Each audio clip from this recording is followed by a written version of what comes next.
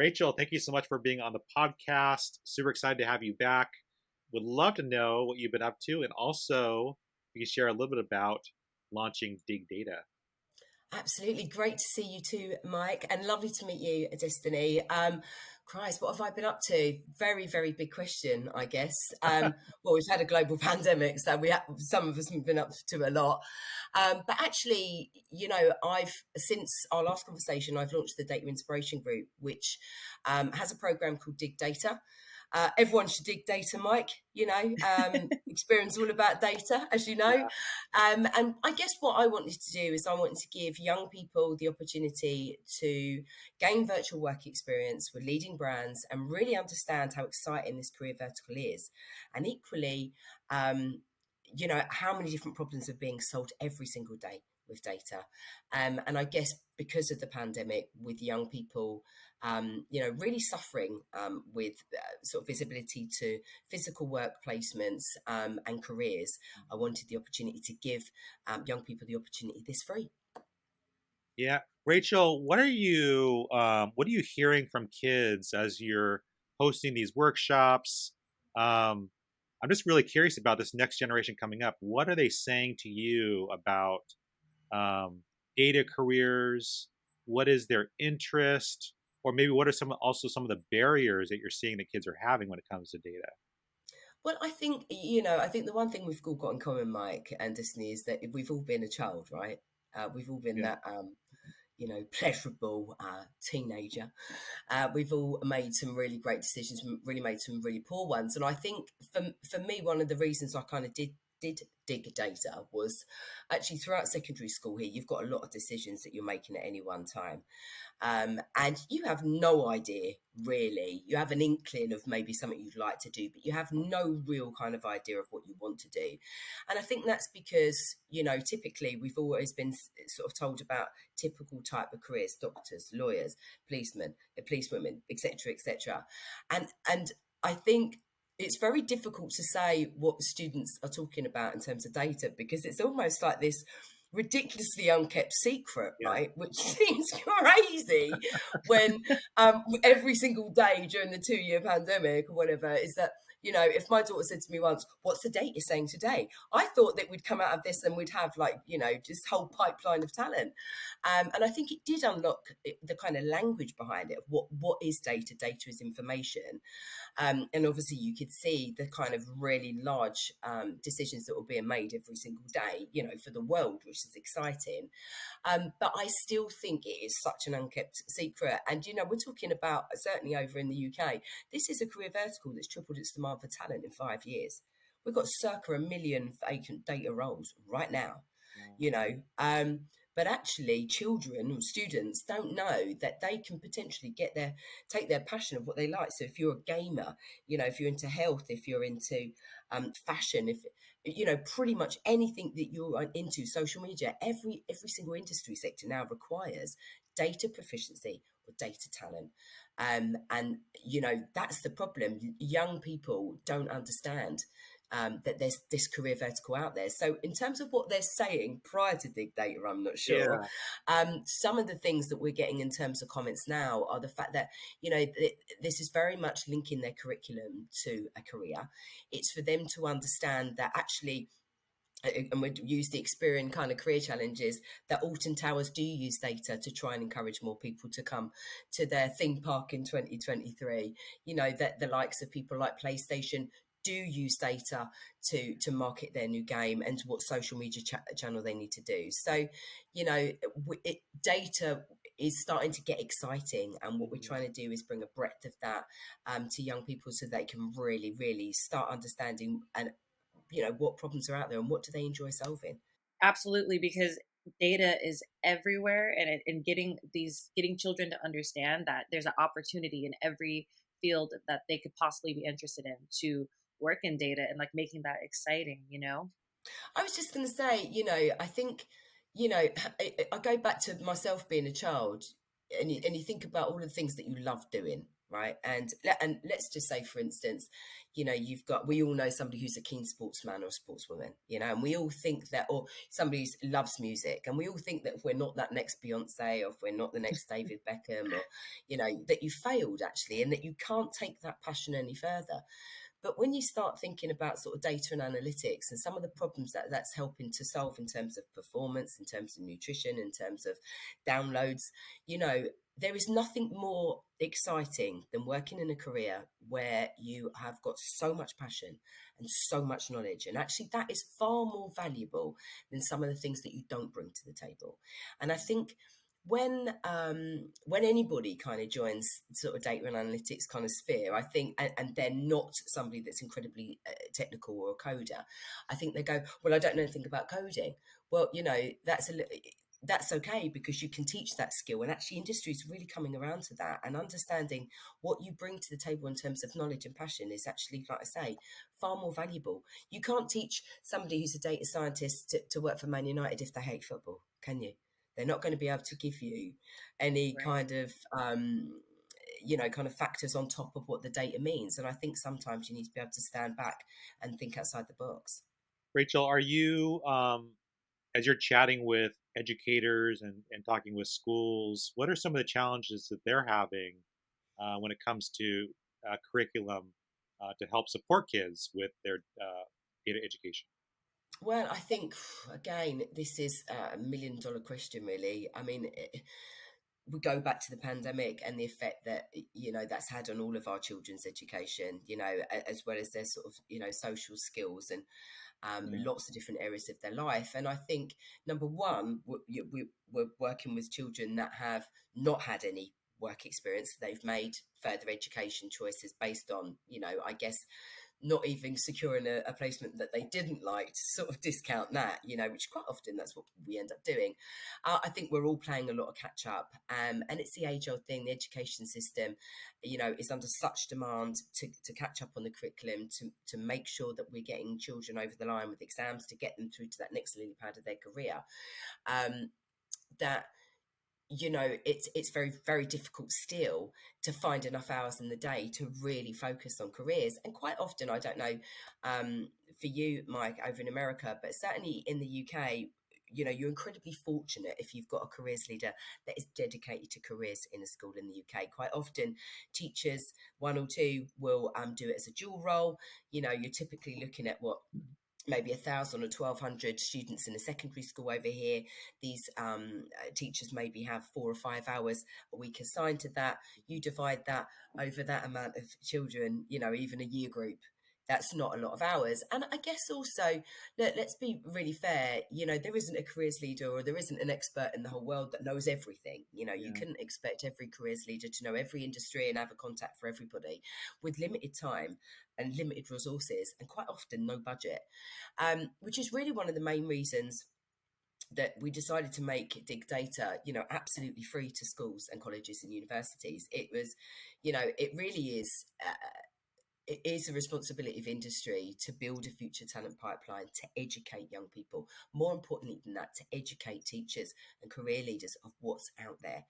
And this is why we've been doing the virtual work experience challenges, but we're also doing career panels as well. So we invite parents, teachers, career leaders, the influencers in our in our students' lives, to come along. It's in the evening, it's free, to listen to experts from early years talent specialists, meet some early year data professionals from lots of different kind of educational backgrounds, some from a traditional style, some from an apprenticeship background, some that have just found themselves in a company and then transitioned into a role, to really understand, the many different kind of entry points, and what's kind of out there. But I think that's what we're struggling with. We're struggling with time, we're struggling with money. Mm. And rather than, and we're always going to be struggling with that, right? There's always, Mm. that's never going to get resolved. So what can we do to make sure we combat that and make things a little bit easier? But I can say, with the Experian Career Challenges, we got something crazy, like 225 new schools in a week. Wow, I was like, that's oh awesome. my. It was, yeah, absolute success. Yeah, really exciting, really exciting. Rachel, can you talk about the data education gap when it comes to Like, because depending on where you live, sometimes your school is not going to have the resources or the money to fund these types of amazing programs. This is Yeah, why I love what you're doing with Big Data, because you're providing free education for schools. Doesn't matter where the school is, no, you exactly will that. be there, right? Mm, Can you kind of talk about that, because that's something that is sometimes people aren't aware of, like because you do have schools that have are well resourced, they have money, they can bring in really cool cybersecurity programs into their mm. classrooms, but then you have a lot of other schools that are out there that don't have that money. Um, they're struggling just to provide general education to those kids, Well, right? exactly that. Can you talk a little Exactly bit that. about that? Yeah, sure. I mean, you know, to your point, I think, you know, again, the reason I set up Dig Data is because I think, you know, the one thing we've all got in common is that we've all been children, we've all been Yeah. students. We all deserve the right to actually, you know, understand the careers and the different skill sets and the different key skills that are required for a career, you know, and specifically mine is for data. And I think we need to open up and broaden the horizons of young people, certainly after such a difficult time. And then coupled with the fact that actually industry, you know, really wants to build diverse future talent pipelines. But the only way to do that is to give young people across the whole of the UK and across the whole world, you know, from every academic ability, from every social and economic background, the opportunity to be able to shine. Because, you know, I use the UK as an example here. You're right, there are, and I'm sure in America there's Yep. certain hubs in the country which more affluent than others, or there's more industry than others. You can't tell me in the rural places in the UK that there isn't a potential data star. I won't have it. I don't believe it. You know, and that's that. Now, actually, one of the things, Mike, and I'm not sure if you're aware of this. Naturally, obviously, we've got the online career challenges and career panels. That's great until you get to an area of the UK that haven't got any tech, right? Mhm. Because our challenges are hosted outside of school hours so as not to disrupt the timetable, which, as we've mentioned earlier, is pretty crucial that they get over the line. We've now actually created a classroom resource. So we know that there's children out there that perhaps won't log on online after school, don't have the tech to do it, um, but actually they're in the classroom. So we've developed a classroom resource with some of our partners whereby kids can get virtual work experience for completing the kind of class, and where they can really see the curriculum link into careers. You know, we've all had that one subject, right? We go, oh, what am I learning this for? I'm never going to use Yeah. it again in my life. You know, we've all got a subject of it. Mine was, you know, ironically, mine was maths. So, um, and actually, the resource that we've got is so easy to teach. It is video based. It is also paper resource if people don't have technology. It can be picked up by any single teacher. Very self-explanatory. It's got supporting teacher notes, and it's actually written aligned to the maths curriculum over here as well. So for every single time a classroom completes it, they would have aligned that with the maths skills. So that might be percentages, it might be ratios, it might be mean. So it doesn't disrupt the classroom or the curriculum that their teacher's trying to teach. It actually assists them as well in what they call their Gatsby benchmarks, which are essentially 8 directives by the government for good career guidance. So they hit that as Wow. well, and the children get a certificate. So that's what we're trying to do with little to free resources, and I guess also, um, you know, where you've got lots of people learning in lots of different ways. And I Yeah. think, you know, from an industrial point of view, we're all looking at how do we attract talent, how do we teach talent, how do we allow people to bring their whole self to work from whatever background they've come to, and that's by allowing them to learn in lots of different ways. Rachel, I would love to know. I'm just very curious about the different types of projects that you have for kids at Dig Data. What are some of the ways that you're making these projects interesting and fun for kids to just captivate their interest in, in data?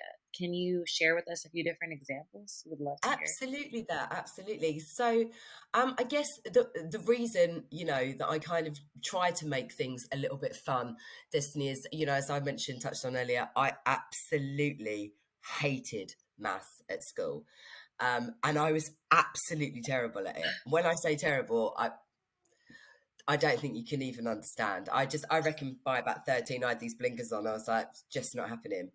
Um, and I actually lost out to a career choice. I wanted to be a buyer for Karen Millen, right, in fashion, and I lost out to a maths test.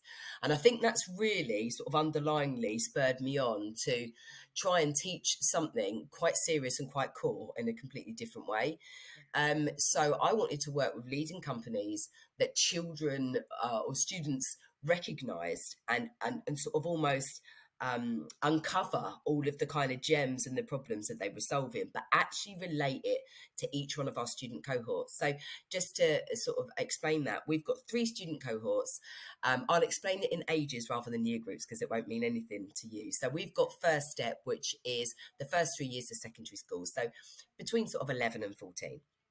Then we've got next step, which is from 15 to about 18. So it's sort of the higher kind of secondary school through to, you've finished A levels here. And then we've got step up, which is university and higher education students.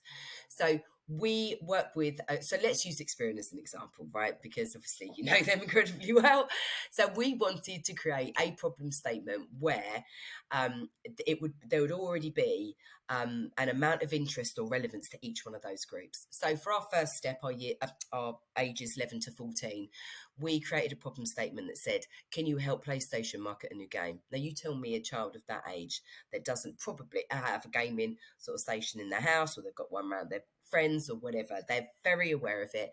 And actually the PlayStation game was based on the reveal of the Sonic movie. Again, another pool of interest. We were absolutely inundated with, so many students for that because they got it.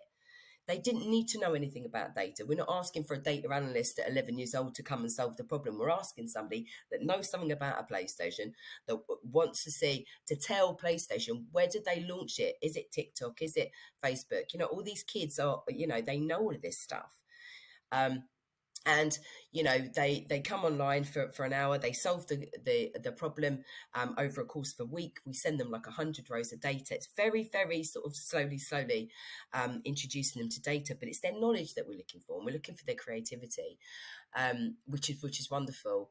And then for our next step members with Experian, I remember myself being 15 and going off to Alton Towers, which is a big theme park over here.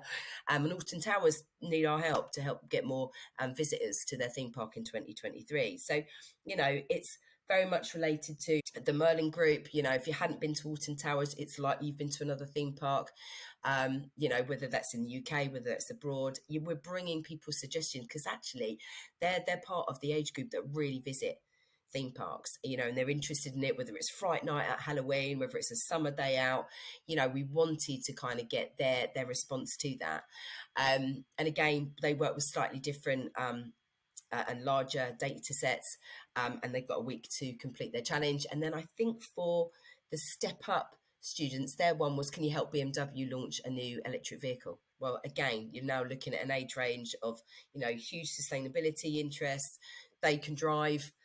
It's about, and probably dreaming of driving a Beamer, I would imagine, between 18 and 21.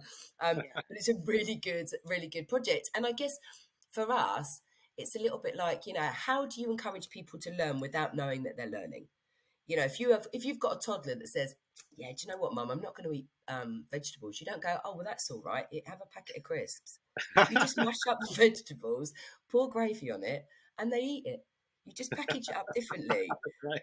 That's as simple as that, And being a mum of having to mash up a lot of veg in my time, I just thought I'd, throw it into the mix and try and do it with data. And I think if you struggle with something, if you like something, you're naturally good at it.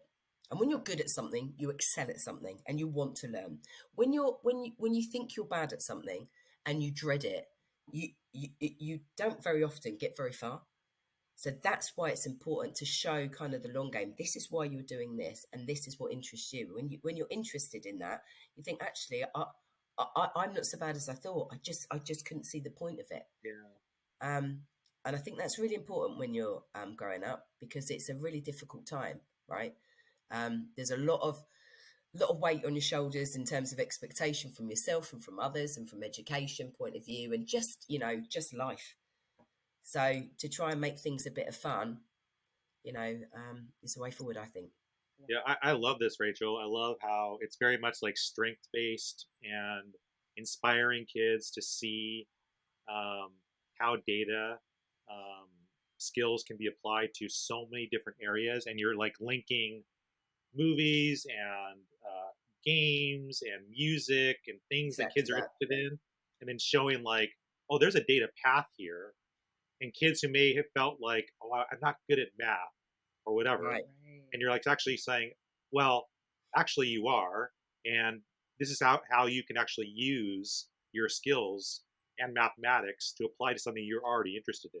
Well, exactly that. But also, I think one of the things that it kind of highlights is the fact that, you know, contrary to popular belief, not for every data role do you have to be a mathematical genius, right? So we don't just want students that are getting, grade A's or grade nines or whatever they are over here now. Actually, every data team has a breadth of different skills and different requirements, right? So the storyteller doesn't necessarily, somebody who's engaged in that audience doesn't necessarily have to be somebody that's building models. There's somebody that needs to understand data. What's the impact here? How do we get this across to our client? How do we make them see the impact of this data? Which is far different to the person that then is building that model, which is different to the person that's the creative, that's making things really more visual. How do actually our client needs to see it like that? How do we make them see that? We know what the data is telling us. How do we use our natural creativity and our natural problem solving skills to make this difference? And I think one of the things that we encourage with our students, certainly when they're presenting their findings back of their career challenges, is that we encourage them, and they did find it a bit confusing to start off with, because we encourage them just to lean into who they are. Well, quite often at school, you're like, right, we want it like this, like this, like this, like this, and I guess because there's loads of them, there's like herds of kids, it just sort of you have to kind of do that. Whereas we're like, and this it started to confuse children, which I thought was which confused me, because I thought kids would want to sort of have a bit of freedom.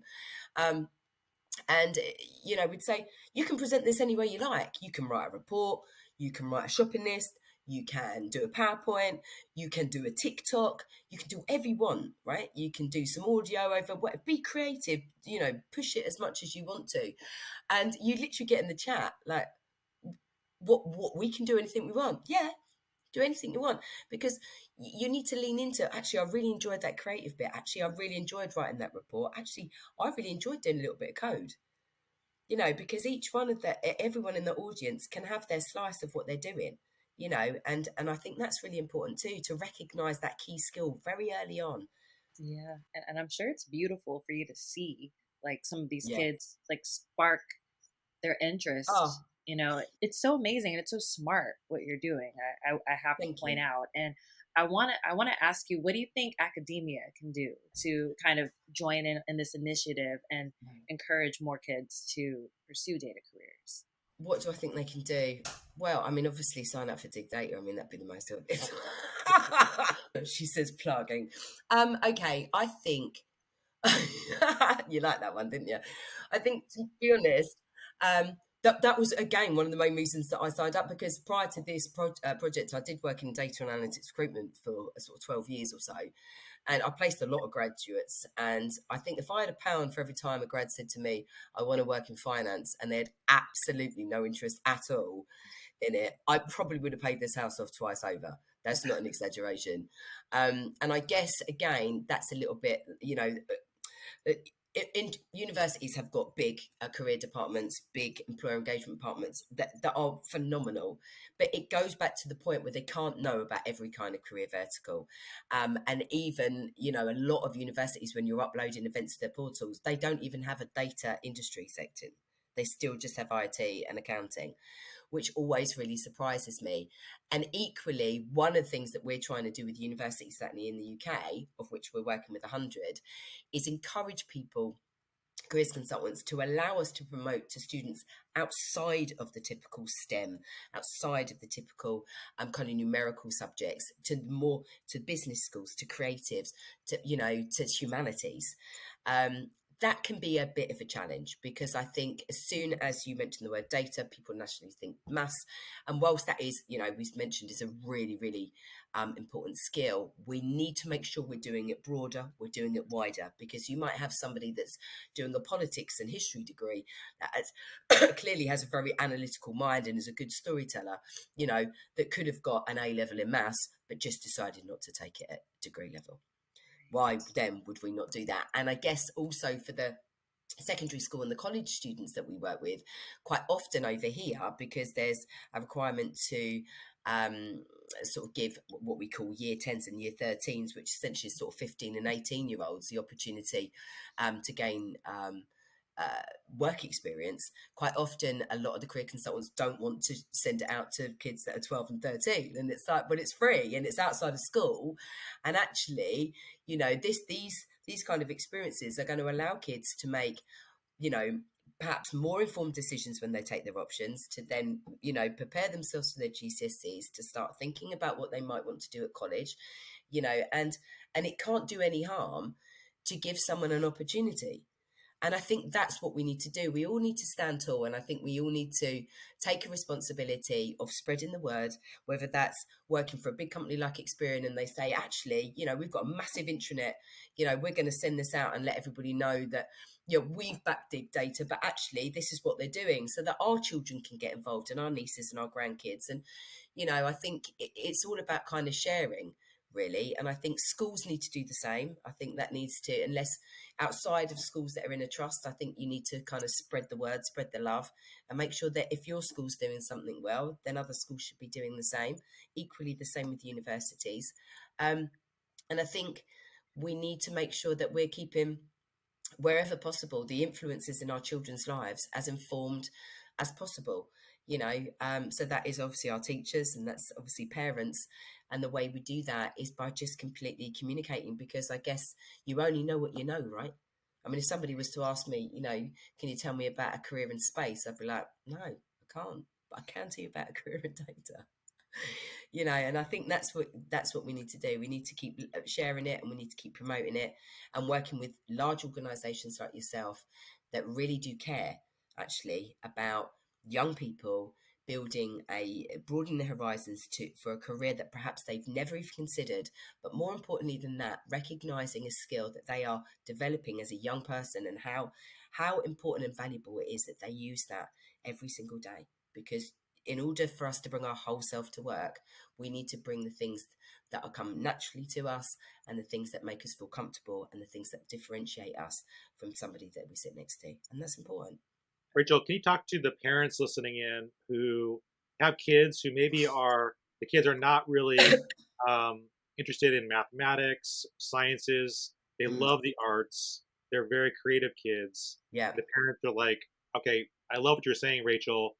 What are some things I can do to maybe inspire my kids to be thinking about data, to be able to use their creativity? Yeah, sure. I mean, I think, just speaking as a parent of an 18-year-old daughter myself, who I'm quite surprised that I've got any hair in my head, actually, where I haven't pulled it out. Who absolutely despised maths, in fact, despised school, which is incredibly difficult when you work in careers, and certainly data ones. I think for all of those parents out there, actually, irrespective of whether they've got kids that are just creative or really academic, quite often, you'll have a son or a daughter that is incredibly good at one subject at school. So let's just say it is a STEM based subject, but actually they love sport, or they love dancing, or they're a Yeah. great, artist. You know, that is an incredible mix when you put them together and you take it into industry. I was talking to somebody today that actually did a bachelor's in chemistry, but was from 8 years old, was a really keen musician, right? Mm. So incredibly creative, loved to perform, loved to engage an audience, and really shone that way. They are an incredible data analyst right now. I think it doesn't matter what your child is good at, be that, and I mean that from an academic point of view, or even from a hobbies and an interest point of view. I think there is certainly somewhere for them to shine. If you are a dancer, if you are somebody that's very creative, you can make something very visual, or you can perform that out. You may well be very logical and analytical in terms of, if you think about working out a kind of dance routine or working in a team or, any kind of team sport that's quite tactical. There is that some sort of analytical brain there. Just because you're not good at maths doesn't mean to say that you're not a good analyst. That's I think that's where we kind of fall short, and I think we kind of grade people, don't we, and go, well, she's really good at maths and she's not very good at English, and she's really good at English and not very good at maths. And it's almost like, what are you saying, so that I'm not going to be some scientist, not going to be a scientist, but I could potentially be a writer. No, it doesn't. I think it just doesn't make any sense. Right. I think we're all so different, and we've all got so much that we do and things that we enjoy doing that we're good at or not so good at, that actually any career could be, any interest can be related back to data. And I think if we were going to be quite general and say about somebody that was a sort of dancer or a performer, then I'd probably put them in the sort of storyteller persona in a team. Again, probably maybe an agency environment where people are quite free and quite free spirited, that would probably work. But again, they need to tune into Digdata, right, so they can understand all of the clients that we're working with and the breadth of kind of different cultures as well. I mean, I guess that's another data talks going on to that subject.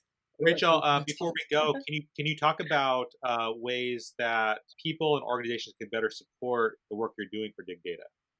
Oh, 100%, definitely.